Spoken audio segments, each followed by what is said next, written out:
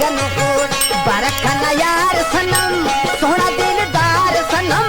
बरखना यार सनम सोहना दिलदार सनम गम का दिया तिप गम गमाता मुस्का खलो कोट जानी ने खिन गनो कोट जानी ने खिन गनो कोट बरखना यार सनम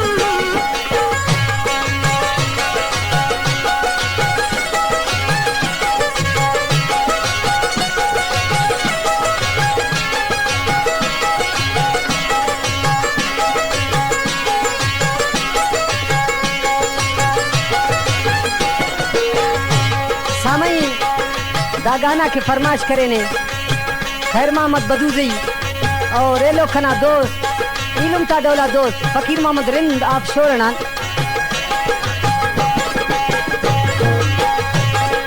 बरक कना परदेसी मन सदाए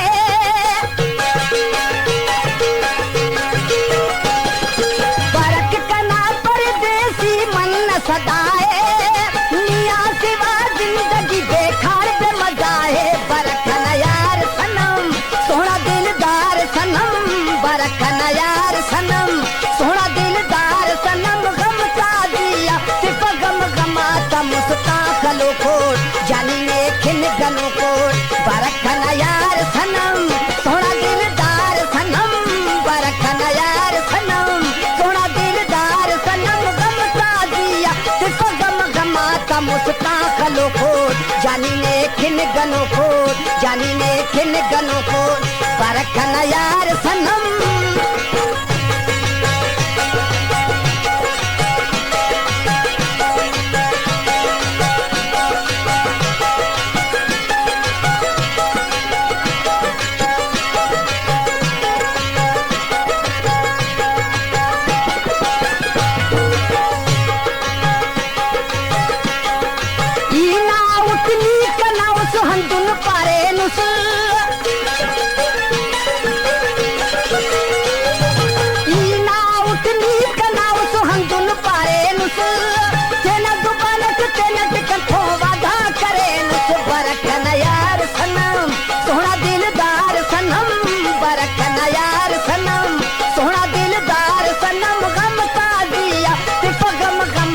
मुस्का खलो कोट जानी ने खिन गनो कोट बरखना यार सनम सोहना दिलदार सनम बरखना यार सनम सोहना दिलदार सनम गम का दिया तिप गम गमाता मुस्का खलो कोट जानी ने खिन गनो कोट बरखना यार सनम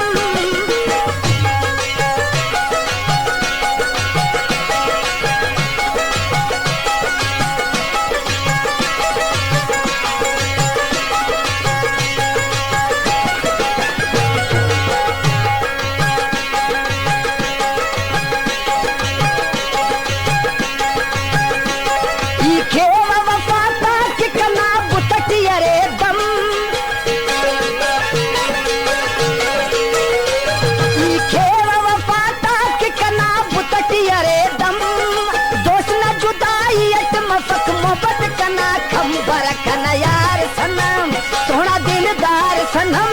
बरखना यार सनम सोहना दिलदार सनम गम का दिया तिप गम गमाता मुस्का खलो कोट जानी ने खिन गनो कोट बरखना यार सनम सोहना दिलदार सनम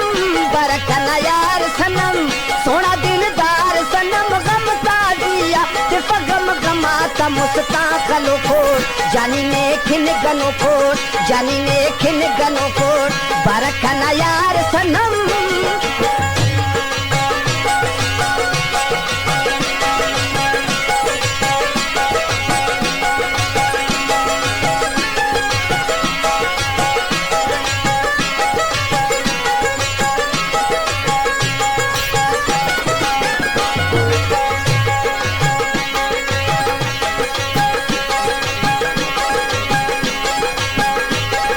हाजी खाना दा दुआए शाल मरे